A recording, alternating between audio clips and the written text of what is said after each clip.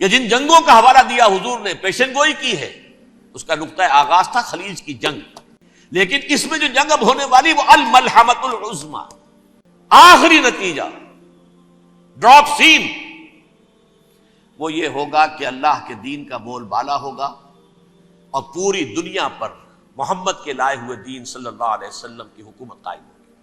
لا الہ الا اللہ، لا الہ الا اللہ۔ اللہ تعالیٰ کر سکتا ہے، کوئی اس کے لیے مشکل نہیں، هو علی کل شیء قدیر، اسے ہر شے کی قدرت حاصل ہے۔ لیکن اصل بات جو ہے میں آپ کو بتانا چاہتا ہوں، یہ ہے سائیڈ ایشو، اصل ایشو ہے فلسطین کا جو شروع ہونے والا ہے، بھٹی دہکے گی وہاں۔ ظاہر بات ہے کہ اگر کوئی بہت بڑا اقدام ہو جاتا ہے فلسطینیوں کے خلاف، اور اگر واقعتاً مسجد اقصیٰ اور قبۃ الصخرہ گرا دیے جاتے ہیں، جو طوفان اٹھے گا عالم عرب میں، یہ حسنی مبارک ہو یا شاہ خالد ہو یا کوئی اور ہو، یہ نہیں روک سکتے اس طوفان کو۔ نوجوان خون اٹھے گا، غیرت اور جو بھی حمیت ہے، مسلمان ان پڑھ سے ان پڑھ اور بالکل بے دین، وہ بھی مسجد کی حرمت پر کٹ مرنے کو تیار ہو جاتا ہے۔ مسجد تو بنا دی شب بھر میں ایمان کی حرارت والوں نے، من اپنا پرانا پاپی ہے، برسوں میں نماز ہی بننا سکا۔ وہ چاہے کانپور کی مسجد تھی، مسلمانوں نے جانے دی ہے، چاہے وہ شہید گنج کی مسجد تھی، مسلمانوں نے جانے دی ہے، چاہے نماز نہ پڑھتے ہو، لیکن یہ جو حرمت اور یہ جو حمیت اور یہ غیرت ہے، اس سے جو طوفان اٹھے گا یہ ہوگا اس ملحمۃ العظمی، اس کی طرف پیش رفت ہو رہی۔ کتاب الملاحم سے احادیث کے حوالے سے کہ جن جنگوں کا حوالہ دیا حضور نے، پیشن گوئی کی ہے، اس کا نقطہ آغاز تھا خلیج کی جنگ۔ صدام حسین نے اسے کہا تھا یہ مدر آف وارز ہے، ام المحارب، یہ ایک جنگ نہیں ہے۔ اس کا نقشہ بھی حدیث میں موجود ہے، پیشن گوئی موجود تھی، اس وقت بھی ہم نے شائع کی تھی۔ لیکن اس میں جو جنگ اب ہونے والی وہ الملحمۃ العظمی۔ ملحمہ کسے کہتے ہیں؟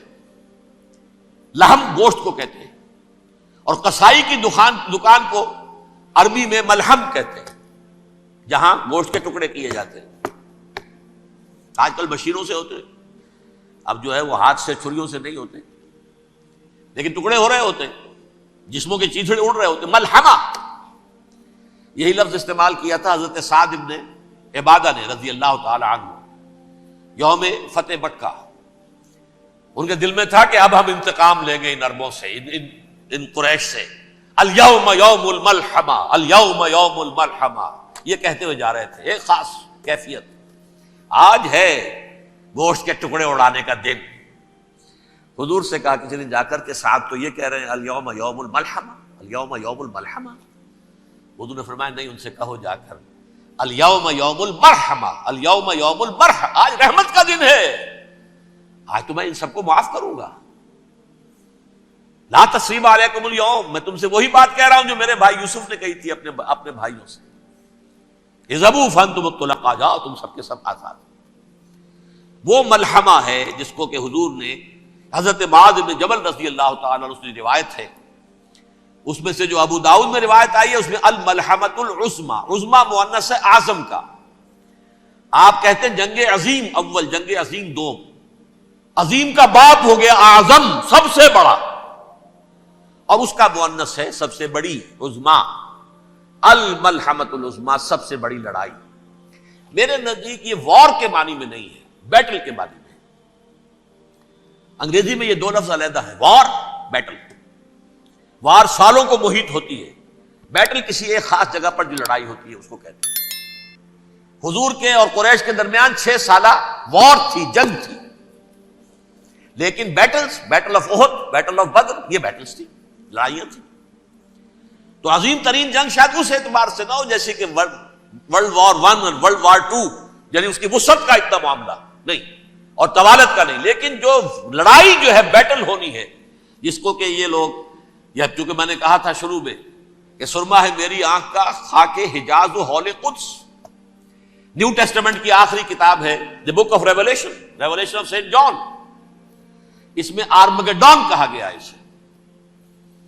ہر مجدون، یہ عبرانی لفظ ہے، ہر کہتے ہیں اونچی جگہ کو، سطح مرتفع، مجدون میگیڈو، میگیڈو ایک وادی ہے، مرتفع، وادی مرتفع، یہ ہے واقع لبنان، اسرائیل اور شام کے درمیان جو ٹکڑا، جو ٹرائنگل بنتی ہے، یہ ہے، یہاں پر بڑی جنگ لڑی جائے گی، اور یہ جنگ جنگ صلیب ہوگی، جو کہا ہے بش نے، یہ جنگ صلیب۔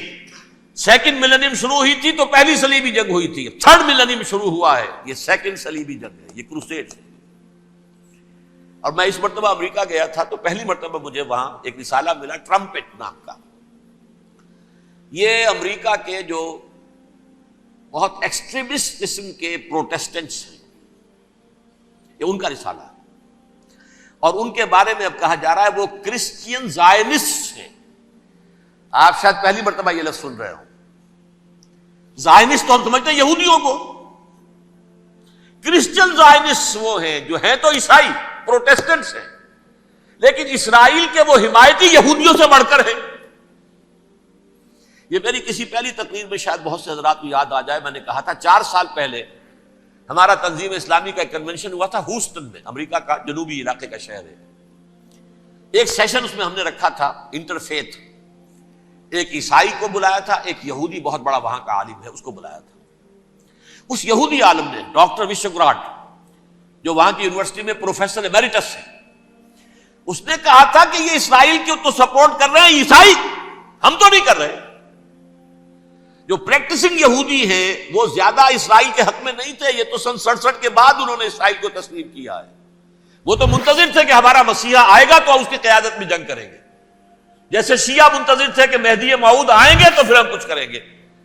وہ امام خمینی نے کہا بھائی جب وہ آئیں گے آ جائیں گے، لیکن ہم کچھ راستہ کے لیے زائنسٹ نے آگے بڑھ کر ریاست قائم کر لی، اور جب یروشلم پر بھی پورا قبضہ کر لیا، تب جو ہے در حقیقت مذہبی یہودی جو ہے پھر انہوں نے اپنایا ہے، اون کیا ہے، اور نئے سیٹلمنٹس جو بھی بنے ہیں وہاں پر اسرائیل میں، اس میں اکثر و بیشتر مذہبی یہودی آیا، اور بروکلن کے علاقے سے سب سے بڑھ کر آئے ہیں، جو امریکہ میں نیو یارک کا ایک جنوبی علاقہ ہے، بہت بڑا یہودیوں کا بہت بڑا گڑھ ہے۔ نیو یارک کو جیو یارک بھی کہا جاتا ہے، وہ تو اصل میں مرکز جو ہے وہ تو یہودیوں کا ہے۔ اس حوالے سے وہاں پر جو کرسچن زائنسٹ کہلاتے ہیں وہ اسرائیل کے یہودیوں سے بھی بڑھ کر کہیں سپورٹ کریں۔ بہرحال اس دوسری صلیبی جنگ کا معاملہ جو میں کہہ رہا تھا، ٹرمپٹ نامی رسالہ، اس کا ایک مضمون ہے دی لاسٹ کروسیڈ۔ اب یہ آخری کروسیڈ ہے جو شروع ہونے والا ہے۔ میں تو حیران ہوں کس قدر کھل کے وہ باتیں کرتے ہیں۔ رومن کیتھولکس کو وہ کہتے ہیں کہ یہ شیطان ہے، یہ پوپ شیطان ہے، یہ یورپ کو اس نے جمع کیا ہے کرسچینٹی کی بنیاد پر، اور اس میں زیادہ تر کیتھولکس ہیں۔ آپ کو معلوم ہے برطانیہ بڑی مشکل سے شامل ہوا ان کے ساتھ، اس لیے کہ وہ پروٹیسٹنٹ کا سردار تھا، ابھی پوری طرح نہیں ہے۔ یورپ جو ہے وہ رومن امپائر دوبارہ یہ کھڑی کر رہا ہے، اور در حقیقت یہ جو ہے یہودیوں سے بھی چھیننا چاہتے ہیں اسرائیل کو اور فلسطین کو، اور مسلمانوں سے بھی، اور یہ وہی کروسیڈ جو تھے اربن ثانی کے، اس کی تیاری کر رہے ہیں تاکہ وہاں پر عیسائی حکومت قائم ہو جائے، کیتھولکس کی، پوپ کی حکومت قائم ہو جائے، جیسے ایسٹ تیمور میں کر دی ہے۔ ایسٹ تیمور میں کون سی حکومت بنی ہے؟ رومن کیتھولک، رومن کیتھولک اسرائیل میں بنے، تاکہ یہ سارے مقامات مقدسہ جہاں اسرائیل پیدا ہوئے، بیت حضرت مسیح پیدا ہوا، بیت الحم کہاں ہے؟ وہی ہے کہ نہیں؟ جہاں سے ریزریکشن ہوا ان کے خیال میں وہ کہاں ہے؟ وہیں پر ہے کہ نہیں؟ بڑے بڑے گرجے ان کے وہی ہیں۔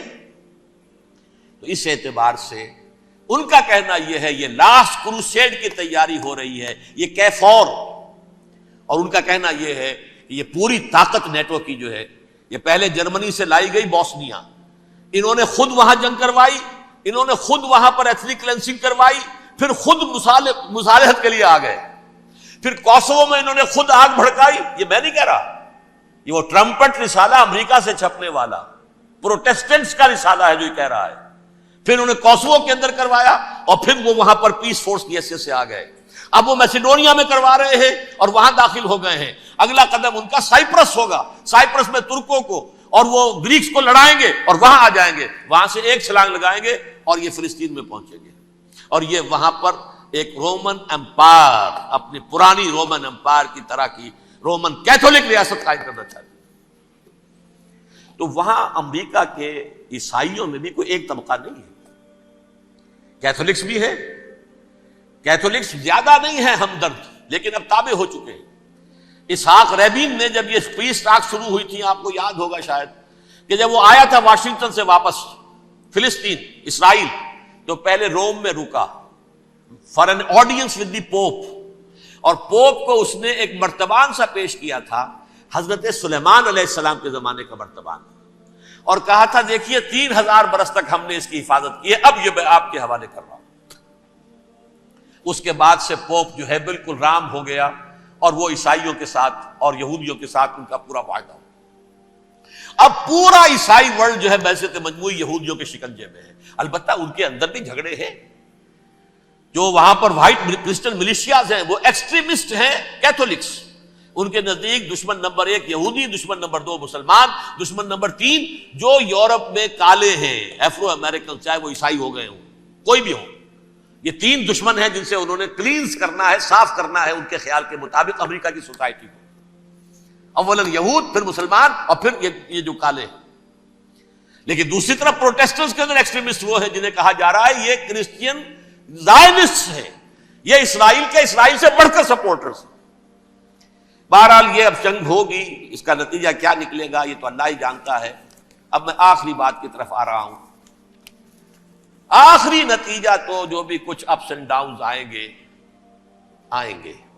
تلک الایام نداولھا بین الناس، آخری نتیجہ ڈراپ سین وہ یہ ہوگا کہ اللہ کے دین کا بول بالا ہوگا، اور پوری دنیا پر محمد کے لائے ہوئے دین صلی اللہ علیہ وسلم کی حکومت قائم ہوگی۔ وہ گویا قیامت کی تمہید ہوگی، اس کے بعد بس قیامت آئے گی، کیونکہ مقصد کائنات، تخلیق کائنات پورا ہو جائے گا۔ پوری مخلوقات کے اندر مقصد تخلیق، کلائمیکس آف کریشن محمد الرسول اللہ صلی اللہ علیہ وسلم، دین کی تکمیل محمد الرسول اللہ صلی اللہ علیہ وسلم۔ اور اس خلافت عرضی کے لیے جو حضرت آدم کو خلافت دی گئی تھی، جب اس میں وہ خلافت پوری دنیا پر قائم ہو جائے گی، اس کا مقصد پورا ہو جائے گا، and that will be the beginning of the end, اس کے بعد قیامت ہے۔ آخری نتیجہ تو یہ نکلنا ہے۔ اس سے پہلے سزائیں ہمیں بھی مل رہی ہیں، اور یہاں میں کانٹے کی بات جو چھوڑ گیا تھا اس کو بیان کر دوں۔ اللہ نے اس مغضوب علیہم قوم کو، اس ملعون قوم کو کیوں اب تک چھوٹ دیے رکھی؟ میں بتا چکا ہوں یہ بڑے عذاب کے مستحق ہو چکے تھے حضرت عیسیٰ علیہ السلام کے زمانے میں، چھوٹ دی ہے، ابھی تک ہے، بلکہ ایک مرتبہ ابھارا ہے، 1900 برس کے بعد ابھرے ہیں یہ، بالفور ڈیکلریشن 1917، سن 70 عیسوی کے بعد، تقریباً 1900 برس، 1850 برس تو ہے کم سے کم۔ پھر creation of Israel 1948، 1967 extension of Israel, یروشلم پر قبضہ، یہ سارا جو ہے کیوں ہے؟ اللہ تعالیٰ اس خیر امت محمد صلی اللہ علیہ وسلم، اس کے بہترین حصے کو سزا ان ملعونوں کے ہاتھوں دے رہا ہے۔ کیوں؟ جو جرم انہوں نے کیا تھا وہی ہم نے کیا۔ انہوں نے اللہ کی کتاب کو پیٹھ کے پیچھے پھینکا، نبذ فریق من الذین اوتوا الکتاب کتاب اللہ وراء ظہورہم، ہم نے اپنی پیٹھوں کے پیچھے پھینکا کہ نہیں؟ کولونیل رول سے آزاد ہوئے، کہیں اسلامی قانون نافذ کیا، کہیں اسلامی نظام قائم کیا، تو جو جرم ان کا تھا وہی ہمارا ہے، اور ہم خیر امت ہیں، اور ہمارے میں سے خیر ترین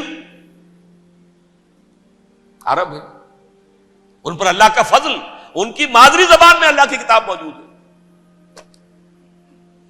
پھر انہوں نے اللہ کے دین کو پیٹھ دکھائی۔ جو ملک آزاد ہوا کولونیل رول سے، یا اس نے قبلہ کر لیا اپنا ماسکو کی طرف، یا کر لیا واشنگٹن کی طرف،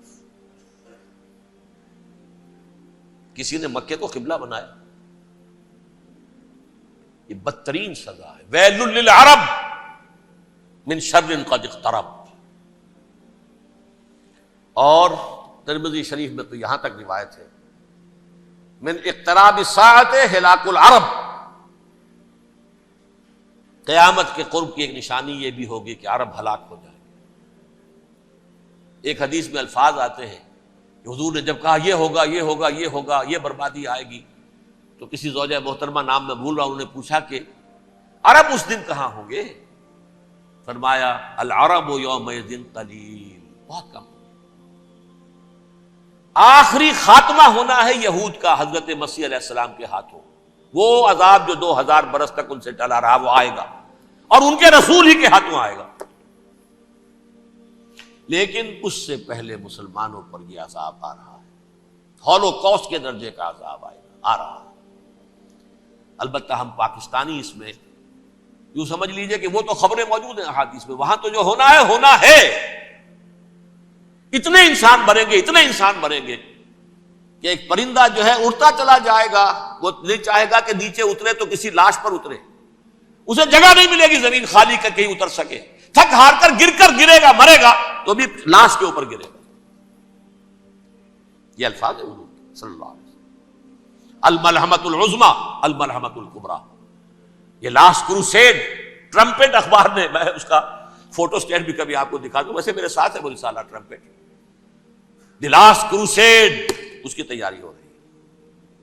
وہ الملحمۃ العظمی اور ملحمۃ الکبریٰ جو ہے وہ آنے والی ہے۔ ابن ماجہ میں کبریٰ کہا ہے، اکبر کا مؤنث کبریٰ، ملحمہ کبریٰ سب سے بڑی جنگ، اور ملحمہ عظمی سب سے عظیم جنگ، یہ ہوگی اور بہت جلد ہوگی۔ لا الہ